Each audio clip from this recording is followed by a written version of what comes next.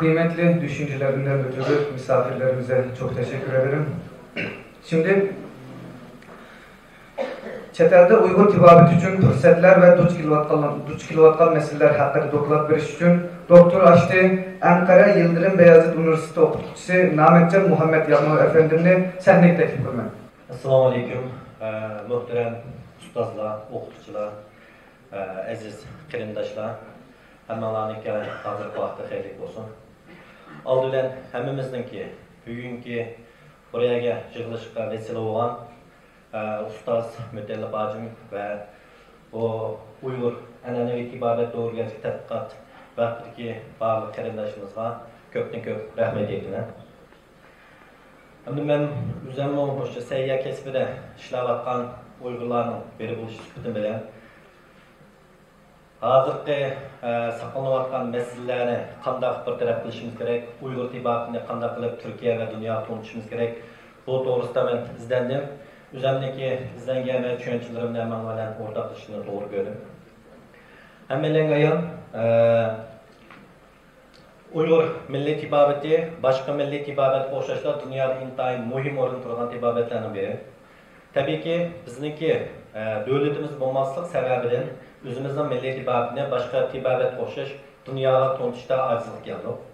Masalan, Xitoy tibbiyoti deymiz, Hindiston tibbiyoti va boshqa tibbiyotlarning hammasida davlat aqidi bo'lganligi uchun, iqtisodiy jihatdan qiyinchilik bo'lmaganligi uchun dunyoga tanitib, hozir Xitoy tibbiyoti, Hindiston tibbiyoti va boshqa tibbiyot esa qarsanlar nurg'ulg'an maqol chiqdi. Lekin bizniki Uyg'ur tibbiyoti degan vaqtimizda tarixiy jihatdan chiqsimi, lekin yaqinqi vaqtlarda ilmiy tadqiqotlarning soni intayin ozlab ketdi.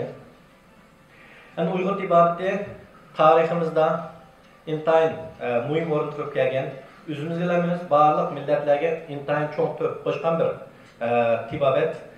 Mushu tamlarga silgan barliq otalarimizdan Allah razı olsun, yatqa yer cennet olsun, nur içinde yatsın. Çünkü bularning qon bedeliga tirishchanlik natijasilar bugungi bizga o'tkazib berdi.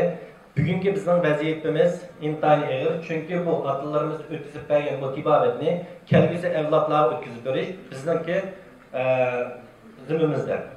Shunlashqa bu vazifani tamomlash uchun hammalarniki o'rtaq tirishqa, o'rtaq ishlashga to'g'ri keldi. Endi milliy tibbiyot degan vaqtimizda tabiiyki milliy tibbiyotniki dunyodagi o'rni hozir har xil. G'arb tibbiyoti va sharq tibbiyoti deb ikki turga bo'lish bo'ldi aslida. Endi hozir g'arb tibbiyoti yoki modern tibbiyot degan tibbiyot asli kelib chiqishi mush an'anaviy tibbiyotning to'planishi. Hammalarga ayon 1980-yilgacha Fransiyada Ibn Sina'ning kitobini tibbiyot tibbiy maktablarda ishlatib kelgan. Lekin hozir ular g'arb tibbiyotida marka qo'yib, hozir ishlatayotgan barliq tibbiyotni g'arb tibbiyot shaklini olib keladi. Hatto g'arb tibbiyotligilar bu bizning an'anaviy tibbiyotni tayinlab, belli bir nuqta kelgan, lekin bizda tuzkor deymiz, tuzkorlik qilib, hozir an'anaviy tibbiyotni chetqa qilgan, hatto tuvan ko'rdigan kamsirlar avvallar intayin og'ir. Bizning millatimizning ichida og'ir. Hatto bizning vatandami mush an'anaviy tibbiyotni 80 qaltiraydigan tuvan ko'rdiganlar bor. Uyg'urlarning ichida. Turkiyada o'xshash ahvollar bor. Turkiyada Karkoja to'g'ri deydigan ahvollar bo'ldi. Endi bularning hammasi nima degan vaqtimizda bizningki tashviqotniki, tadqiqotniki yetarli bo'lmasligi sababi bo'ldi. 1999-2012 yillar ichida shu an'anaviy tibbiyotni to'g'risida milliy davlat siyosati chiqqan davlatlarniki soni 25 bo'lsa, ya'ni 2012 qadar 69 chiqqan. Buni lekin bag'ancha ish ko'ryapti. Dunyo sayya organiga a'zo bo'lgan davlatlar 194 a'zogacha. Buni qarasak intayin oz. Lekin burunga qaraganda hozir intayin taraqqiy qilyapti. Chunki milliy tibbiyotning rolini bag'ansiz to'lib ketdi. Hozir g'arb tibbiyotidagi davolash yetarli bo'lmagan yoki g'arb tibbiyotlar orqali kasallar davolamga holatda an'anaviy tibbiyot bularni davolab kelyapti. Masalan, buniki bir misol olib olsak, Germaniyada bizniki bir akimiz var, o'zi milliy tibbiyot o'qigan, Germaniyada doktorxona ishlaydi. Bir shu ko'ks anchakrab bo'lgan bir ayolniki doktorxona davolanish unum bermay, hatto doktorxona 3 oy ichida vafot etsa degan bir ayolni bizning milliy tibobat usuli orqali saqlayib, hozir yashayotganlik to'g'risida bir isbot va hatto bular Germaniyada ilmiy maqola qilib chiqarilgan. Bunga o'xshash nurg'unlagan bizniki Uyg'ur tibobatniki naqadar yuqori o'rnda turganlik to'g'risida isbotlar bo'lsa-mu, lekin bu isbotlarning soni az bo'lish sababidan yana bizniki tibobat dunyoga pek to'lib ketmadi. Hem tabii ki buların hepsi bizim için bir fırsat. Çünkü dünyada bağlan sermiş milli tibaret yüzünüşü, bizden Uygur tibaretek muntizim taraqqi kelgan, hatta davalashga ayrim doktorxonasi bo'lgan milliy shifoxona deb atilgan, maktab bo'lgan. Bunday bir tibaretni dunyoga tunish uchun intanjon bir fursat. Turkiyada o'xshash, Turkiyada yashayotgan o'quvchilar hozir milliy tibaret to'g'risida nurg'unlagan maktabda tadqiqot markazlari, bo'limlar ichish boshladi. Lekin men Ankara Yıldırım Beyazıt Üniversitesi işleymen. Bizdeki bölüm bilen o'xshash vaqtda an'anaviy tibobat bir bölümdü bizden. Çünkü bizden bölüm başlığı o'xshash bir adam bo'lganligi uchun intayin cho'ng bir qiyinchilik bor. U da mush kasbda yetishib chiqqan odamlarning bo'lmasligi. Hozir shu Turkiyada mushat ishlayotgan hammalar 6 oy yoki 1 yil, hatto 3 oy kurs echib bilan kursda o'qigandan keyin bu kasbni qilayotganlar. Lekin bizning mush sahnada o'tirayotgan nurg'unlagan odamlarimiz mush kasbda maxsus o'qigan va mush kasb bilan taraqqiy qilgan va bizning insonlarni tarbiyalagan buyuk olimlarimiz bor. Shunlashqa bu olimlarimiz orqali bizning Uyg'ur tibobatini Turkiyaga tunishishni intayin oson. Lekin buning uchun bir qancha jiddiy bir masalalar bor. Bu masalalarning birinchisi shu sohibxon davlatlarniki milliy tibobat chiqargan siyosatning bo'lmasligi, chiqargan siyosatniki foydasiz bo'lishi. Turkiyadagi naq masala bu. Siyasi bağımı var, lekin yetersiz hem faydasız. Bu qanday degan chog'da milliy tibobat o'qiganlar doktor hisoblamaydi. Sizlar kasal ko'rsizlar, lekin biz imzoni biz qo'yamiz deydi. Bizniki cho'nglar bir maqol temsili bor-ku, Hasan Kamachiq, Ahmad Bektatov deydi. Naqmi shu. Bu doktor emas bo'ldi deydi, lekin kasallik ko'rsatdi, kasal davolashga kuchi bo'ldi, ammo imzo qo'yadigan kuchi bo'lmaydi. Bu nima desa, oddiy bir misolda o'ynagancha mantiq tushunadigan narsa emas. Eğer sen adamınla kişisel davalashga amanat içishga yo'l qo'ysang, onun imzo qo'yish shart bo'lishi kerak. Bu bir to'saq qo'yadigan eng cho'ng masalalarning biri. Ikkinchi masala yetarli iqtisodning bo'lmasligi. Hammaylar bilamiz hozir vatan bilan aloqamizning uyushtish sababidan iqtisod asosan kesildi. Bu taraqqiyotni milliy tibobat taraqqi qildirish uchun asosan biz iqtisod asosan yo'q deyarlik. Ama bilisizler Ankara'daki Kızılcahamam diyen bir nahiyesinde Ustaz Mütelli Bacım ve onun etrafındaki bir qancha kişiler bu tibobatni tanıştırış için bir milliy shifoxona etish başlagan. Hemen bu to'g'risida bizning Yıldırım Beyazıt Üniversitesi'nden to'xtamlashib, hemen nasibga vaqtda hozir bina qurilib, o'tirib to'xtab qoldik. Endi iqtisodimiz bo'lgan bo'lsa, kuchimiz bo'lgan bo'lsa, buni davom qilib ish boshlagan bo'lsa, bizning uchun intayin cho'ng bir yaxshi bir fursat bo'ladi. Üçüncüsü bu kesip muntizim o'qigan va kesib natija qozonganlarniki chet ellikning soniga intayin az bo'lishak. Tabii ki vatan ishchiligi qarasak intayin azken. Bizning millatimizning soniga asoslanganmi? Lekin vatan sirtida hozir barmoqlarga sanab oldi. Qanchadan bor, kimlar bu ishdan shug'ullanadi. Bu bizniki eng cho'ng bir kamchiligimiz yoki ojizligimiz bo'ladi. Dördüncüsü xalqaro o'lcham tadqiqot maqolalarning intayin kam bo'lishi. Bu umumiy jihatdan an'anaviy tibobatdagi eng cho'ng masalalarning biri. Maqola qaradığınız zaman an'anaviy tibobat munosabatli maqolaning soni intayin az. Bularmi Uyg'ur tibobatga. Endi buni cho'qim taraqqiy qilishimizda, qanday taraqqiy qilishimizda ayrim to'xtalman. 5-si Uyg'ur milliy tibobat ait retseptlarni qo'llashning tuban bo'lishi. Buni diqqat qilishimiz kerak. Çünkü milliy tibobatga ait retseptlar bizningki ata-bobolarimiz necha ming yillik tajriba va tarix asoslangan, hozirlangan tajribalar. Buni bir kitob shakl tizib, ma'lum bir odamning yazarga ait bir narsa emas. Bu bizning butkul ajdodlarimizning butkul Uyg'ur millatiga ait bir miros. Shunlashqa bu mirosdan bizning ko'nglimiz xohlagancha biz boshqalarga sovuq qilsak bo'lmaydi. Chunki sovuq qilgandan keyin boshqalar o'zini qilib oladilar. Eng muhim masala bu yerda. Uyg'ur tibobati deb olmaydi. Biz Piston Uyg'ur tibobatini qo'llandik demaydi. Bizning deb qilib Endi bu hammalarni echindirgan ko'nglimizni yerim qilgan bir masala. 6-si yashayotgan davlatning tilini yaxshi bilmaslik. Endi mishada ishlayotgan yoki boshqa davlatda ishlayotgan milliy tibobat kasb ahlilarniki eng cho'ng qiyinchilikning biri tilni bilmaslik. Til bilmeyenken bilimiz til bir açqoç yoki ko'rik. Bunu bilmeyende özümüzden kendimizi başkalarına uyutuşke, kesel davalashdan nurg'unchilik, qiyinchilik tug'iladi. Endi 7-si kasbiy axloqning tuvan bo'lishi. Kasbiy axloq degan vaqtimizda shu Turkiyani misolga olsak, bir qism kasbni o'qimagan insonlar kitobdan foydalanib men tibib bo'ldim deb xohlagancha kesel davolaygan, hatto chapqin o'shan deb jiddiy qilib qo'ygan ahvollar ig'ir. Bu to'g'risida nurg'uni angladik biz. Bunday qilish orqali nima qildi desa, bizning Uyg'ur milliy ittifoqimizga dog' keltirdi. Bunga cho'qim hammamiz o'rtaq qarshi chiqishimiz kerak. Ham bu kasbiy axloqda bilsa bildim, bilmasa bilmayman deyish kerak. Onundan keyin shu boshqalarni aldash orqali har xil bana bilan keraksiz doridan chiqarish ahvolini egir. Hatto qimmatlaydigan ahvollarni egir. Yani bu kasbiy axloq vijdonga va iymonimiz taqdirga ishlar. Shunlashmish kechdan sug'unayotgan kasb ahli bo'lmaganlar oldimizga do'qonini qo'yib o'ylashimiz kerak. Sizlar qilib jon beqish qurol qilayotgan bu kasb unda oddiy kasb emas, vaqt kelib qolsa butkul Uyg'urlarning yuziga dog' keltiradigan muhim bir masala. Hem ta'kidlab birinchi bu kasb bilan shug'ullangan insonlar bilan to'plashib, hozirgi bu vaqtning qurilish intayin muhim rol o'ynaydi Turkiyada. Hammalar bu yerga kelib, bu kasb bilan shug'ullanganlar. Cho'qim nima qilishimiz kerak degan vaqtimizda qo'limizdan kelishda yordam qilib, boshqalarga turayotgan davlatlarga siyosat belgilaydigan qoida qilishimiz kerak. Bizning tibbiyotimizni to'g'ritishimiz kerak.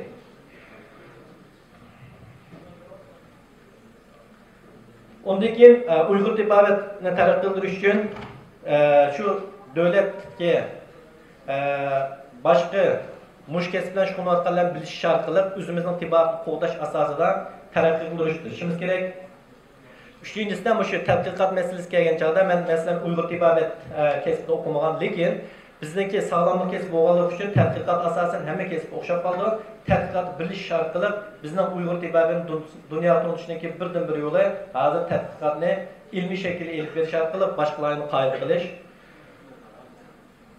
Oxirida bu kasbni qo'g'dab qilish, qandaqdir bizniki bu tibiblarimizniki ustozlarimiz emas, o'zini Uyg'ur deyilgan har qanday bir odamning mas'uliyati, majburiyati hammalar qo'limizdan kelishicha yordam bo'lib, kuch chiqarib, mush an'anaviy tibbiyotimizni, atalarimizdan qolgan merosni qo'llashga hammalar bir kuchlik assimizdan qo'shsak degan umidimdan.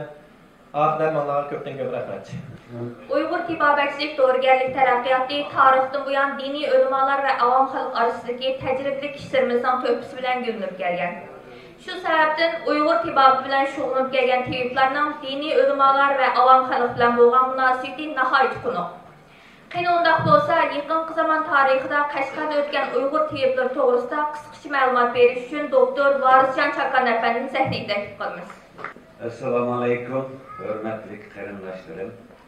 Sharq Turkistonning har qaysi yerlardan muhojiratga chiqib, bu yerda jam bo'lgan qarindoshlar hammani salamlayman. Men tarixchi qarindoshimlar. Men tibbiyotchi emas, ama Uyg'ur tibbiyot tarix to'g'riliq bular shu Qashqardagi tibbiyot tarix to'g'riliq qisqacha bir bilgilerimni sizlar bilan o'rtoqlashmoqchi.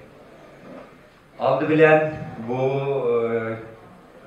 nimani sempozyumni o'rinlashtirgan vaqtga ve bununla emgigi ötken barlık fidakar ustazlığa ve qarindoshlarga rahmet eytimen. Aziz qarindoshlar, dardni bergen Allah davanını biripti degan bir maqol temsil var. Bizning aziz xalqimiz Uyg'ur xalqi mushu prinsipga amal qilgan bir xalq.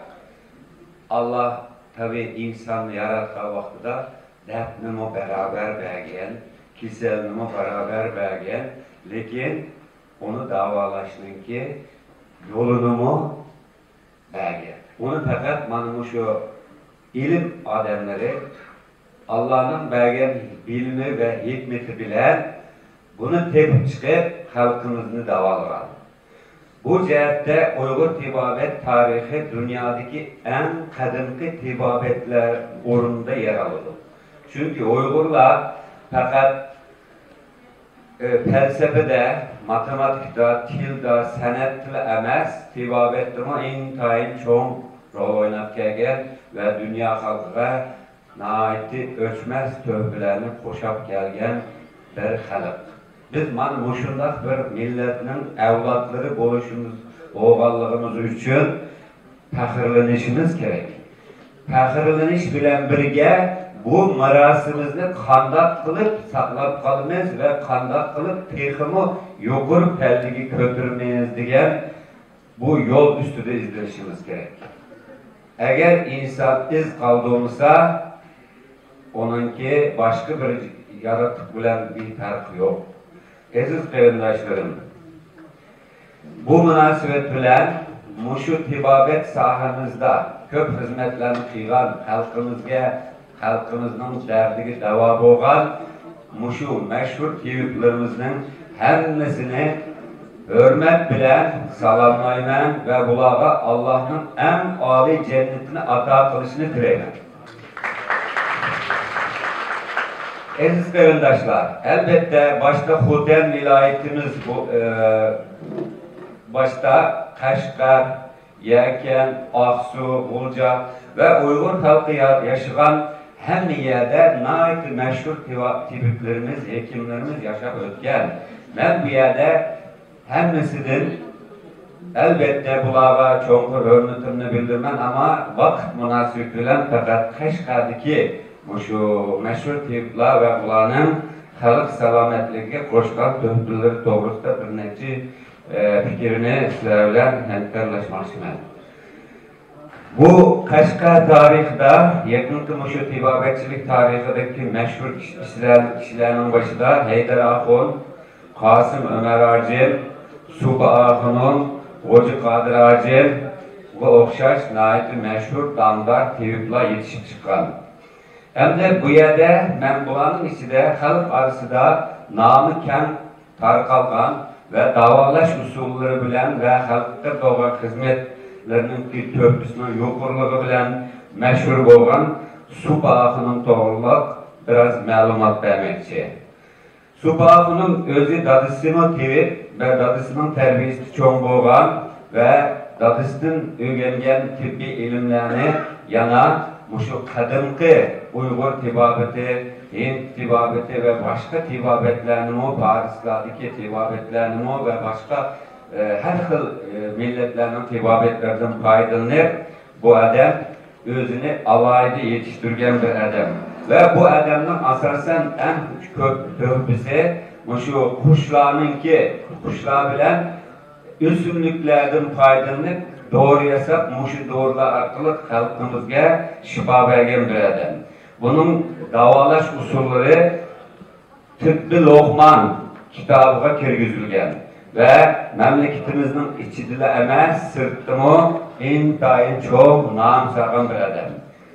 Bu yerde halk arasında mundaq bir rivayet var. Suba Axun'un tabi bu namı bilen nurgunluğun kisellerini davalığından keyin Yakup Bey'inki kuluğu itidir. Bedevlet Yakup Bey'inki kuluğu itidir bu adamın namı şerifi. Şunun bilen bunu bir sınap bakış için Yakup Bey bunu tabi halk arasındaki rivayet kalının uçuğa mümbüzünün uçuğa bir jipni bağlap Suba Axun'un koluğu tutkuzup bir perdeni kılıp uzaktan menin ayalım kesel olup kalgan, bir körep bakkan boğazı olup diken dese Suba Axun'un bunun karşıdaki kalık kelligini biliverip bunun ayarları biraz halsızlık o kitap olup kaptı, halsız ve aciz olup kaptı. Helep hoptan girip kipeknicik selipkasını sakayıp gitti o. Diyen bir rivayet var halk arasında. Bu nemi diyen gep emniyetli bu bir rivayet. Ama Suba Axun'unki muşu insanların görünüşü ve taşlı kıyafet arkalık kesildi diyarınız koyalaydıran bir maharetini gözetken. Tabii ki bazı rivayetler biraz eşri ütülüdü ama bu yerde hakikaten de o bir adamın turuğuna, nefes erişiğe ve söz erkekliğe karab onundaki keselliklerini bayıklayalaydığa usul muşu Uyghur tibabetidir bak.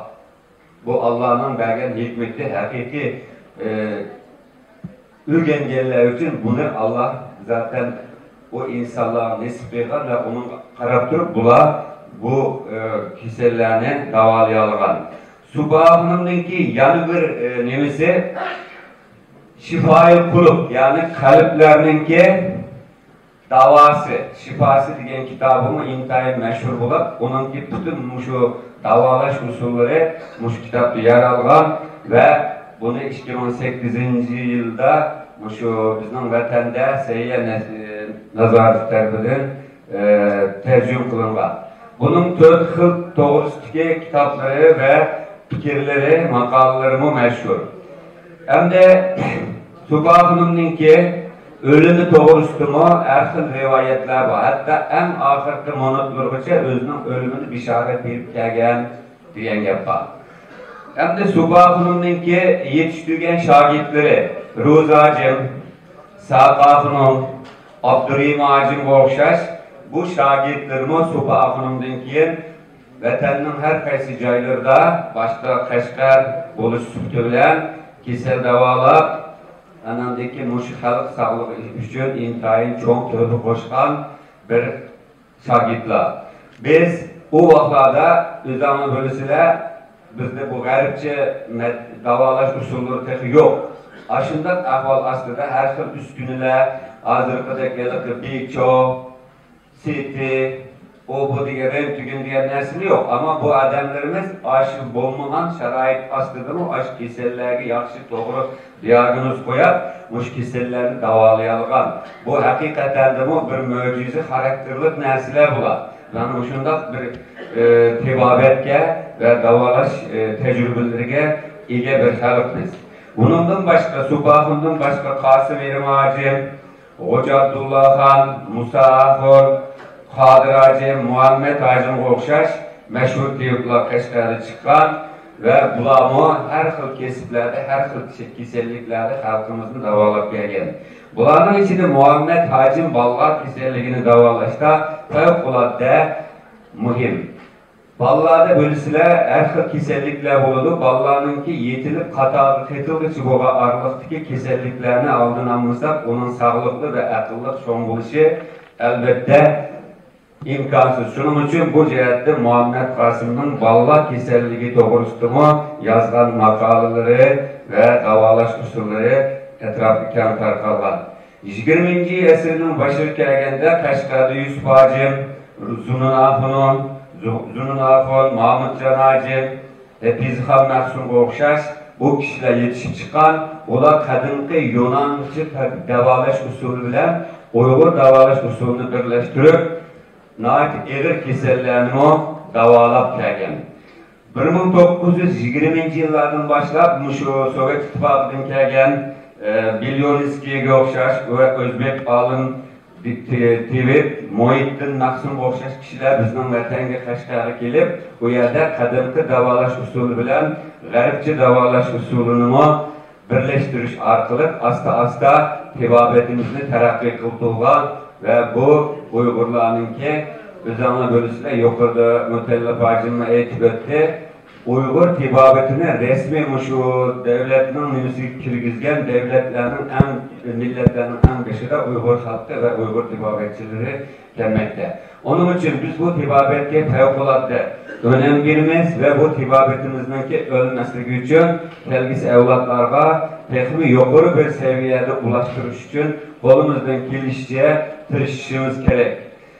Birlikten düştüğüdü kardeşler. Birlik, beraberlik bola biz atı mirasımızı hem Türkiye'de hem dünyada tanış için birlikte hareket kılışımız gerek. Hemimiz soğukumuzda ayrım bir yer kessek, seçilip geçen adamlardan bir netice çıkmaydı.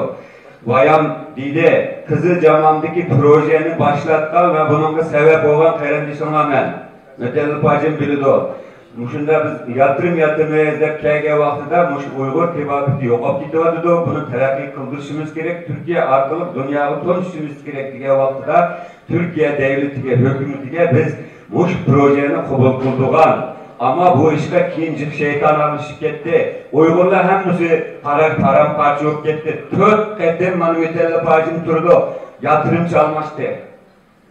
ve muşi çeçilangılığımız yüzünden biz bu tibabetli birlik güçümüzü birleştirip dünyada kat götürüp çıkarış için biz muş çeçilangılığımızdan bunu kılanmadık.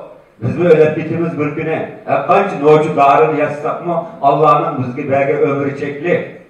Ama muşu ömürde biz kandak kılıp muşu mirasımızı evlatla kaldırıp koyuş için ben nemiz kılalaydan diyenlerden soraç ve bu atı mirasımızı biz emin ellerge yani kelbisini tuş için herkes koldan kelgenini kılış gerek. Onun için bu jığınını orullaştıran aziz terimdaşlarımla rahmet etmem ve bunun için birlikte biz bu atı mirasımızı dünyalı tanıtış ve evlatlı tanış için ortak güç çıkarayla karındaşlar. Muş atırlarımızın yüz hatırısı için olsun mu? Rahmet.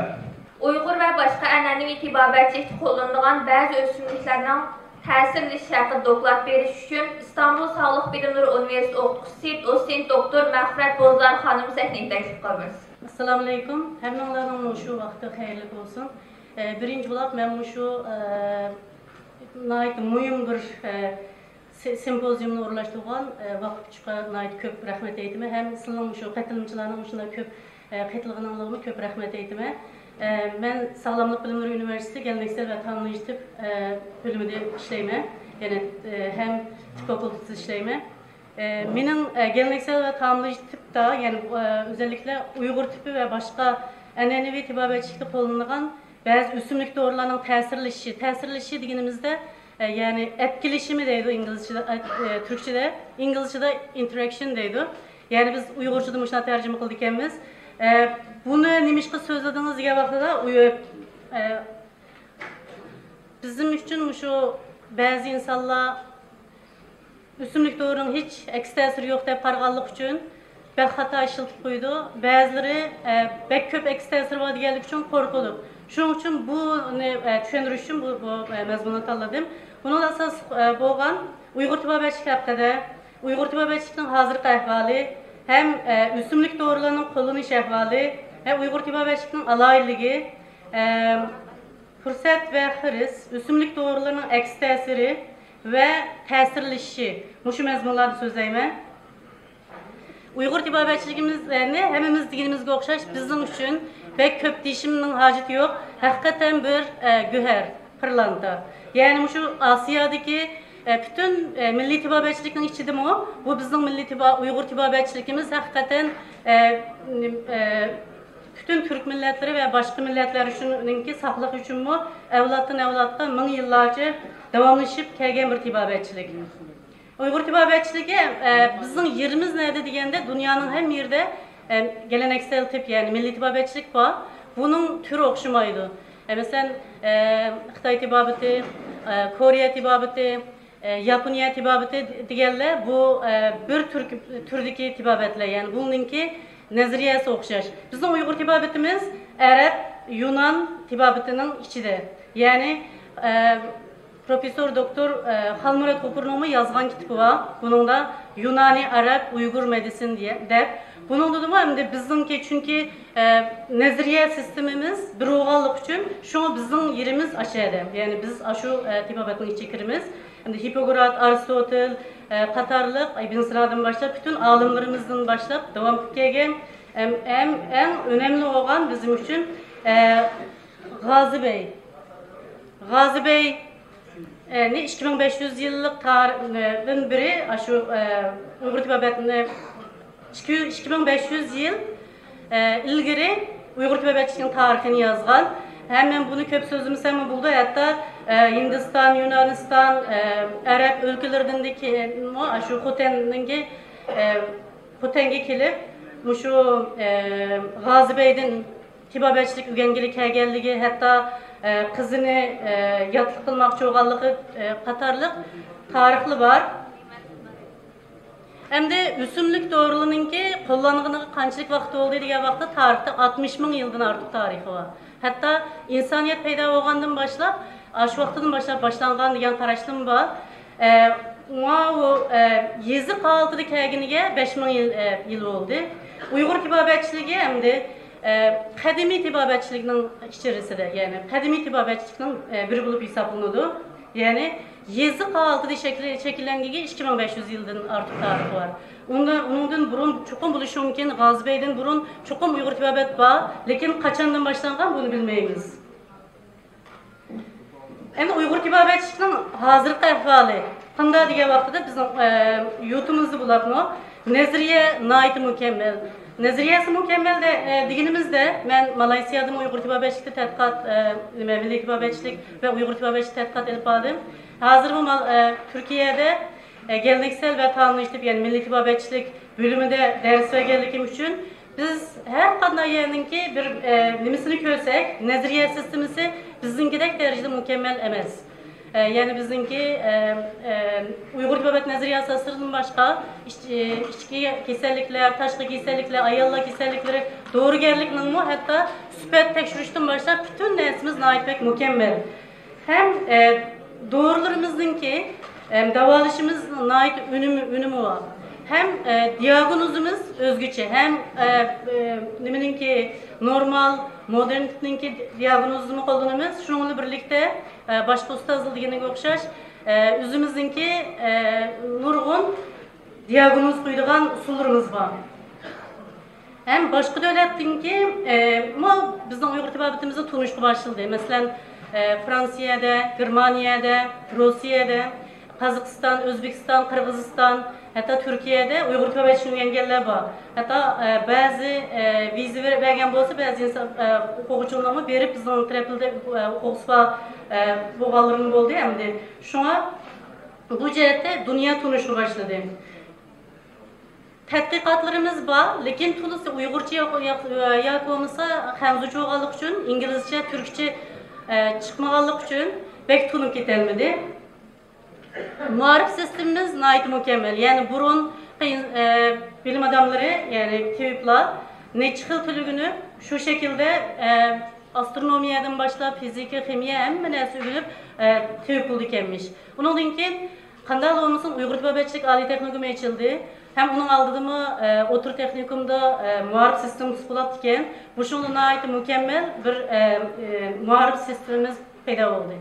En mühim boğan nime diye vaxtıda, en mühim boğanı bizde kitap, hakikaten hazine bizde var. Qanday desanlar, Uygurçadaki ata-bobolarımızdan hem hazırkı tövüplenlerimizden ki yazgan kitaplardan başka Arapça, Orduça, Farsça tillarda yazılgan kitaplarının hemimizin tercümesi bizde var. Yani hazine ameliyatı bizimki Uyghur tibabetçilikte var. Hatta ötken İngilizce bir kitap gördüm, makale. Onun da şunda da bir yazıptı. Uyghur tibabetçiliği, Şincan Uyghur Abdülhamid rayonundaki Uygurlarda hikmet şu yerde saklanğan deyip bunu aldı da varis malum dedim o hikmet doğruluk. Bu hikmet ne? Hem de nurgun edemgen bolsa hikmet en ahırda bizge saklanıptı. Yani dünya miqyası da %71 senede üsümlük doğru kullanıldı. Ama bizim Uyghur tibabetçiliğindeki üsümlük doğruları yalnızsa biz üsümlükten başka mineral hem meden hem hayvansal doğrulama işletimiz ya. Ondan başka nurgun davalaş usullarımız var. Hem de bunun da Uyghur tibabetini desek %100 işletishi mümkün. Hatta 98% işletishi mümkün. Ben 2009 yılı bir araştırma qilgandim Xoten'de.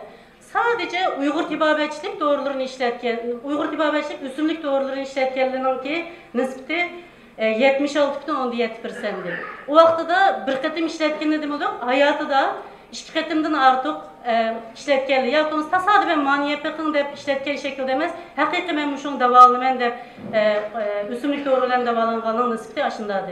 Demek biz özümüzün YouTube'da başka tədqiqatını elib balsak, nurgun onun da yaxşı nəsli çıxışı mümkün. En Uyghur tibabetçiliğinin alaylığı, ben köp sözümü sevmem, nurgun alaylığı var. Bunun içindeki en mühimi bizde mizacığa asasen tabi şifalık üsümlük ve şifalık tabiiyet cisimleri katarlıklar bilen kesel davalaş. Yani bu bizning birden-bir başka tibabetlerden ayrılıp durduğun özellikimiz bu. Hem de mesela mizac ilmi hazır Türkiye'de bu ders sürdüğü bekçi kulak gitti. hatasın ba, toğrusun ba, men şu mizacın dersini Ali Mektep'ten balarga yüksek lisans, doktora okuğuşturgu dersi vergenden keyin men bu tapşırık işiltip baktım balarga men dersin sözüme turup mizacı münasebetlik. Bu balla internetten kitaptan qilgan keyin nurg'un xatolik bor. Endi buni haqlar qanday qilib Turkiyada deganda endi bir milliy tibobat degan hamma davlatning, hamma millatning o'zgarishlik bir tibobati bor, uning ismi bor. Buni geleneksel tip mizaj deb mandaqalik uchun buni Ayurveda'nimi qetibdi. Çin tibobatining mizaj deb bilasiz qetibdi, nereden topdim men bilmadim. Onunki Uyg'ur tibobat, Yunan tibobat hammasinkini elishtirib benim qitgan. Bu ajoyib bir narsa bo'libdi. Men ikki o'quvchimninkini faqatlam sunumunu aldım. Ondan keyin men vaqtimizni kaybetmeyli, ben derslarım o'tay deb qildim. Hemen her zaman deyman, bu mizaj kelgan vaqtida hatto savdo mizajlar, şeytan mizaj, mında deb so'ziga adamning borken shularga pul berib qatnashiladi. Biz bu işte bizim vazifemiz, bizga kelgan yük asli bu. Ondan keyin bizda fursatli ve hırslı varmı? Bek bor. Endi ben hazır vaqt münasibatidan jiq so'zlayman kerakmi? Yani fursatga kelganda ma keyindagi sunumda bor. Bu faqat Fransiya unda jiq milliy tibobat tarixi ishletilgan davlatlar qatoriga kirmaydi, lekin o'rta qatoriga kirdi. Benim şu faqatlam o'simlik doğruluğunki yıldan yılga yetişim şunda ekan. Hazır ko'rgansizlar belki. Başka davlatlarda şu o'simlik doğrular ve başka milliy tibobatchiga bo'lgan ehtiyojni aytdi ko'p. Endi xiris varmı degan vaqtida hozir bu bizning faqatlam quruq issiq mizoji munda deb ağrıydigan zamondan o'tib ketdi. Yani bununki ximiyalik tarkibi nurg'un narsani birlashtirib, undan keyin biz boshqani qayil qilmasa, boshqa yerda buni qayil qila olmaymiz. Shunga bizning yutumizda mesela 79 doktorxona var ekan, shaxsiy doktorxonada qattiq vaqtimizda bundan ko'p bo'lishi mumkin. Bu qadar bir en güzel bir tibobatning egisi bo'lgan insonlar biz mishada anlatyapmiz, çünkü biz ilmiy usulda anlatish iqtidorimiz az bo'lib qoldi. Bu bizga nisbatan xiris. Yani eks ta'siri var mı o'simlik doğruluğunun? Elbette o'simlik doğruluğununki eks ta'siri var. Ben miyada sadece köp işletken işki doğru var ve zencefil bilen zerdeçal. Şu işkisininki eks ta'sirini kaldırıp koydum. Mesela bunu cıklarımız Uyghur tibobatının iktidarlarına eks ta'siri yok deb işletkenligimiz bilen eminiyatli bazı kanaşını keltirip çıkardıgan iş var. Bulatma, kan suyuldurduğun Uyghur tibobatının doğrularını işletken vaqtida bunu işletse çoğun kanaş keltirip çıkarılan iş var. Ondan başka yürekleri erimsizlik olduğun, teride iltihap olduğun ve eğiz ve galda yıkımsızlık olduğun, onun için nait ağır derecede depresyon kirliğin işlem bulundu. Zencefilin mi? Hatta ciğerge ziyanlık oldu. Hem bunu ağır kanaş keltirip çıkardı. Ondan başka kan hücrelerine zarar verdi. Muşunun gibi şunun da köp ziyanlık tesiri var. Hem de hatta ben bu vaqt münasibetinden diyep bulmayayım. Yürekni acizlaştırdıgan, börekni acizlaştırdıgan, ciğerini acizlaştırdıgan, hatta rak peyda kıldığan nurgun o'simlik doğruluğu var. Şunun için bunu naiti yaxşı işletişimiz lazım. Yani miyadıma bir nemi koygandım. Bunun da şu samsaktan başlayıp biz nurgun işletken doğruluğunki eks ta'siri vardı. Bunun sözlerini görevim gerekme. Hem de doğrularının tesirleşi degenimizde yani başka bir bitki bilen yani o'simlik bilen yoki bo'lmasa başka bir g'arb tibobatchi doğrultusu bilen ishlatgan vaqtida bespesiga eks ta'sir qilishini ko'z tutdi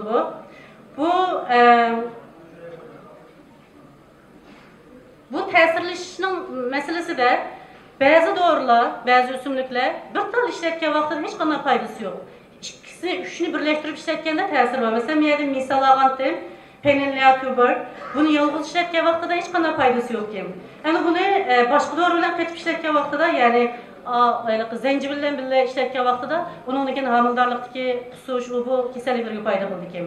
Yani ba'zi dorilar ikkisining o'xshash ta'siri bor, lekin bir ara kelgan vaqtida bespesiga aks ta'sir qildi.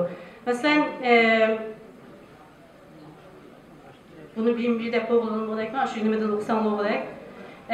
Dorilarning aks ta'siri tesirleşi degende 5 nokta var. Ben 4'ünü aldım. Birincisi mizacı münasebetlik amilla. Yani bildiğimiz gibi issiq suğa, quruq nima, yani sapra sevda, balg'am, qon, mizojiki insonlarninki o'sha ishlatishga uygun keladigan, kelmaydigan doğruluğu var. Onu tefsiri sözleşten hacet yok. Şunday qilib, o'ziga mos kelmaydigan mizoji quruq suvoq bo'lsa, quruq suvoq tabiatdagi dorilarni uzun ishiltish, quruq issiq bo'lsa, quruq issiqlik tabiatdagi dorilarni uzun ishiltish qatorliqlar bu yine etkileşim paydo qildi, ya'ni bir-biriga ta'sir qildi. Ikkinchisi, dori va dori bilan kişisel, yani kişiler arasındaki ahvallar, yani hamildarlık mezgilde, yalnız bazı yürek keselliklere giriptar bo'lgan, bazı rak kesellikleri, bazı suzumlu karakterli keselliklere giriptar bo'lganlığa, yani tutkaklık keselliği deganliga o'xshash keselliklerde dorilarni diqqat bilan ishlatishga to'g'ri keldi. Hatta men o'tgan bir gapni degim keldi, birisininki bir xato dori ishlatganga men shohid bo'lib qoldim. Cumhurbaşkanlığı da birisininki nevresiydi. 3 aylık torununu ektikken tutkaklık kesel vardı. Bizden bir perindişimiz bir daha bir saptı.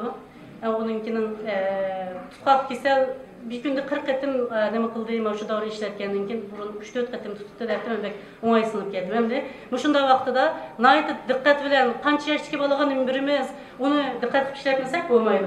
Onun başka vertibabeşlik doğruları bilen üstünlük doğruluğununki tesirleşi. Yani nurgun insan adamlar vertibabeşlik doğruluğunu işletkende üstünlük doğruluğunu işletsek mi? Hiç eksi tesir olmaydı. Dep yakılmasa bek az dolu da eksi tesiri dep işletti bir de iş var. Şu an bunun doğruluk nurgun misallı var. Hatta rakne de bağlığa baktı mı bizden mevcunu efi şunda önemli olsun mu? Bazıları yakşı olmaydı şu. Mesela gal ve yutkunçaktaki rakne ki davalışılıp bağa baktığımızda zerdeçalını mesela ağız çay kaç işletsek yaxşı, lekin yine başka raklığı nispeten işte kullanılan vaktimizde bazı raklığı nispeten o kemoterapinin ki etkisini yani tesirini azaltıvatıdı. Ondan başka üstünlük doğrularının ki birbirisiyle tesirleşi. Hem bunun mu hazır ben desem yine tüymeye kaldıkken şunun okşaş ehvallı var makaldın kırvalasıyla en mühimini elip ettiği vakti da hem de biz ve şu doğruluğunki etkileşimi yani tesirleşi bo'lgan köz karşımızın ait yaxşı bilişim buluş lazım.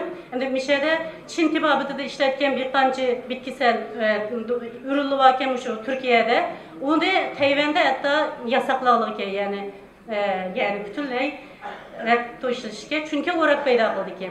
Yani bunun için de Uygur Tibabetinin darısı var mı, tetkikatı var mı onu bilmeyme. Şunu kulası kılıp ettiği vakti da bu Uygur Tibabetçilikinin ki üstünlük doğrunu işletken vakti da biz yan etkilerini hemen esine karab durup işletişimiz lazım. Yeni birge mesela bizim YouTube'umuzda doğrunun ağa vakti da ağandan başlap en ahire doğrunu yasap çıkanların bu aralıkta süpet tekşürüş var. Mayada süpet tekşürüş yok. Yani darın ağa vakti da mı biz aşkın içindeki doğrununkinin süpeti kanına onu bilmeyi durup lan işiltivatımız. Şunun için bunun ait ihtiyatlığına bulmayı tabi kalsa belki bizim Uygur Tibabetinin bunda bir göheri Türkiye'de ama başka devletlerde nemige ahlatlarını kılış mümkün.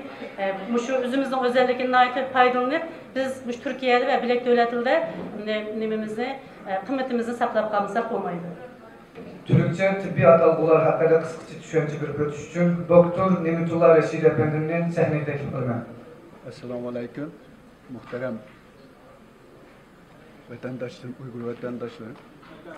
Ben Doktor Nimetullah Reşid. Uygur ilinin Atış İksak köyünde 69'da Türkiye'ye göç ettim. Şu an 35 senedir beri Türkiye'de akupunktur tedavisle, daha doğrusu akupunktur eğitimle uğraşıyorum. Şu an Dünya Akupunktur Dernekler Federasyonu'nun Uzmanlar Komitesi üyesi.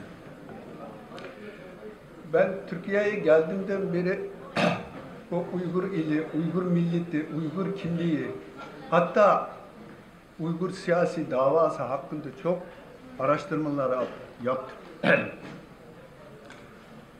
Bunları burada söylemeden gerekmez. Hepsi beni biliyor herhalde. Şimdi bu fırsatta ben aynı zamanda Türk tıp terminolojisi hakkında da araştırma yaptım.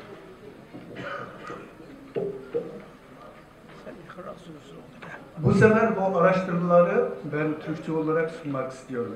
Bu da aynı zamanda bu sene yayınlanan Çince Akupunktur adlı kitabının son sayfasında akupunktur terminolojisi ve akupunktur ve Türk tıp terminolojisi hakkındaki araştırma tezlerim da bu kitabımda beraber yayınlandı. Eğer mümkünse teferruatla bilgi oradan bakabilirsiniz. Tarih 7 Şubat 1949 Pazartesi Çağan Bayramı'nın 3. günü. Çağan Bayramı'ndan 3 gün önce Uygur ilinin Gulca Tıbbi Mektebi'nde ünlü cerrah Doktor Nimet İnamcanov tarafından bir anatomi imtihanı düzenlenmiş. Mehmet Rahim adında bir öğrenci imtihan kağıdına şöyle bir şiir yazarak imtihan meydanında ayrılmıştır. Şu an bu Mehmet Rahim diye öğrenci şu an hayat 95 yaşında. Ben de bizzat onu da Urumçi'ye gittiğimde ziyaret etmiştim. Bu şöyle bir şiir yazmış. Çok ilginç. Ben bunu Türkçeleştirdim. Türkçe okuduğum için bunu Türkçeleştirmek daha anlamlı olacağını kanaatindeyim. Kranyum biliyorsunuz kafatas yani kalın. Biçimsiz kranyum. Neden çıktı bu yüzü? Bir bakmaya takat yok. Çok görünsüz bu yüzü.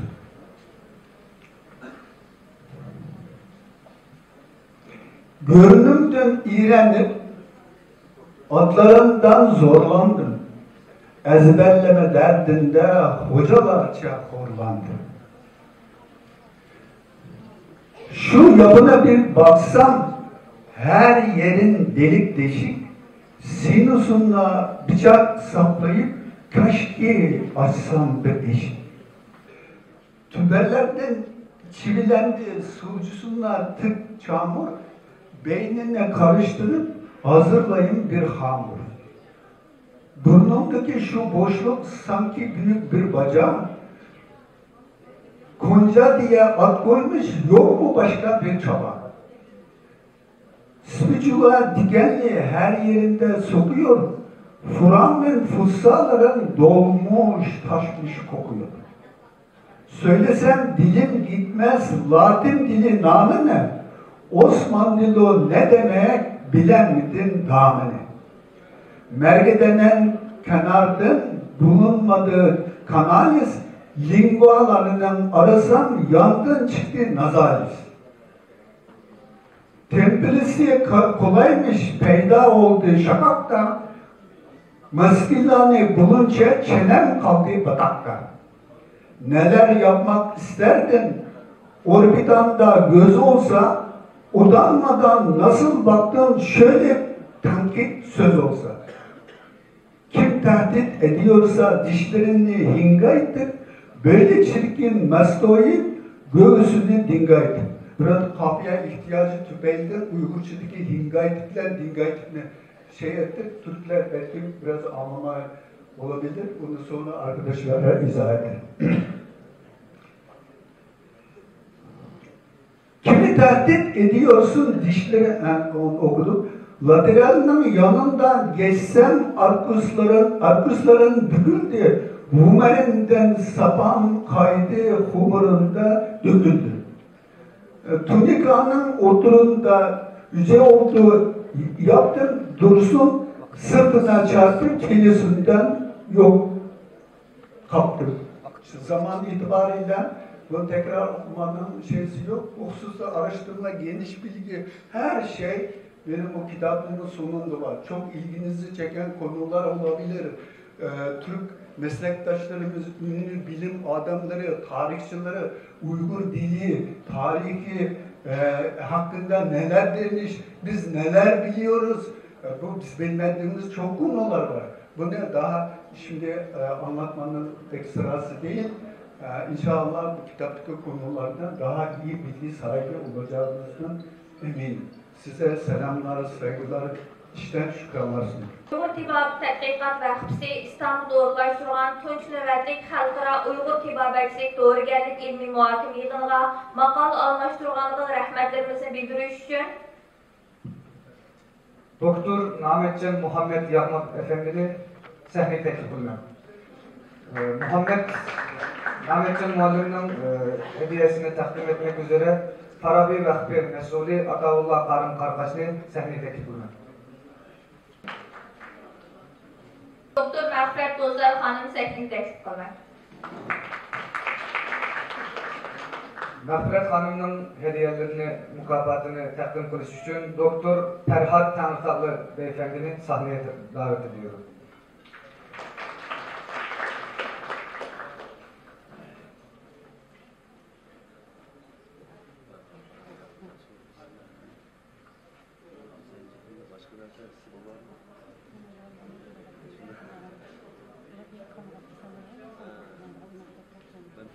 Varscan Çakan Efendi'nin mükafatını takdim kılış için Profesör Doktor İsmail Erkin Efendi'ni sahneye teklif bulunuyor.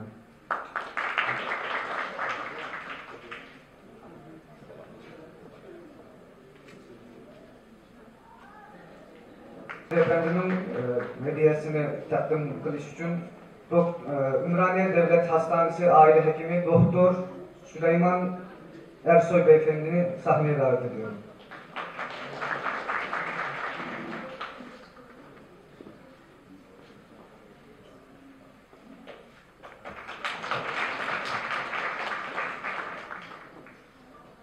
İlmi Muhakim Yığınımızda maqal qatnaşdırğanlığı üçün rəhmətlərimizi bildiriş üçün maqal qatnaşdırğanlar Doktor Reşat Abbas, Doktor Əlqəm Tursun, Doktor Nametcan Yağma, Doktor Variscan Çakan, Doktor Məğfirət Dozlar, Doktor Məryəm Abdüqeyrəm, Müdir-Vəz Profesör Muhtəlif Əli Hacı Əmci, Abdüləhəd Üşqun, Abdülhəmid Əmci, Fəzlət Əmci, Mahinur Əmci, Osman Əli Hacı Əmci, Muhammed Əmin Həmci, Abdüləhəd Rozi, Abdülmecid Qobur, Şəmşnur Qobur, Abdülqadir Qəşqali, Abdülğini Ağın, Ömərcan Ababəkli, Abdüləhəd Qarı, Muhammed İli Xotəni, İmincan Xəlbdin, Obul Həsən Həbibullah, Arafat Muhtəlif Əmci, Fatihül Abdüqeyrəm, Qurbancan Hacizani səhnəyə təklif qılmaq.